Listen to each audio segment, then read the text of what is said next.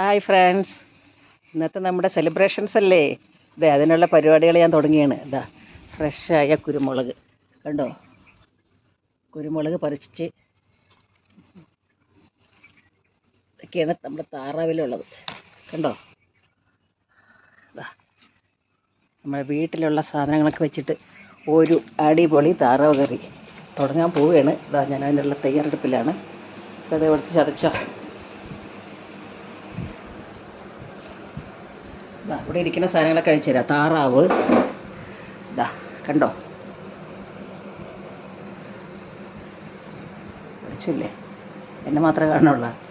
താറാവ് അതാ, അതിനുള്ള സവാള, പിന്നെ ഇതൊക്കെയാണ് പ്രത്യേകത. അതായത് തൊണ്ടമുളക്, വെളുത്തുള്ളി, ഇഞ്ചി, ചെറിയുള്ളി, തക്കാളി, പിന്നെ എൻ്റെ പ്രത്യേക രീതിയിലുള്ള ഒരു അരപ്പാണ്. അത് ഞാൻ എന്താണെന്ന് പറഞ്ഞു തരില്ല. നമ്മുടെ കുരുമുളക് ചതച്ച് റെഡിയാക്കിക്കൊണ്ടിരിക്കുന്നു. പിന്നെ ഇറച്ചി മാരിനേറ്റ് ചെയ്യാനുള്ള സംഭവങ്ങളാണ് ഇതൊക്കെ. ഈ സാധനങ്ങളിലൊക്കെ ഇട്ടിട്ടാണ് ഇറച്ചി നന്നായിട്ട് മാരിനേറ്റ് ചെയ്ത് വയ്ക്കും. കണ്ടോ,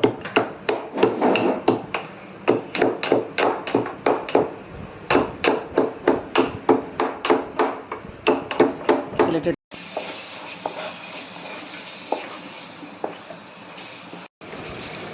താറാവിലേക്ക് 3-ാം പാലം ഒഴിക്കുക.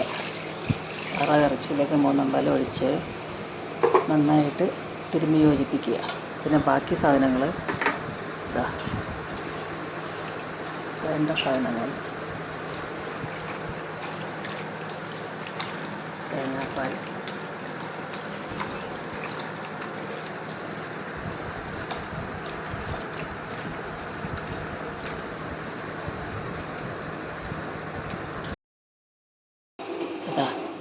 എല്ലാം മിക്സ് ചെയ്തിട്ട് ഏകദേശം പകുതി വേവായി. അടുപ്പിൽ കിടന്ന് വെട്ടിത്തിളയ്ക്കണ കണ്ട. ഇപ്പം ഏകദേശം കറി തിളച്ച് വെന്ത് നെയ്യെല്ലാം തെളിഞ്ഞ് വന്നിട്ടുണ്ട്. ഇനി 1-ാം പാലം ഒഴിക്കാം നമുക്ക്.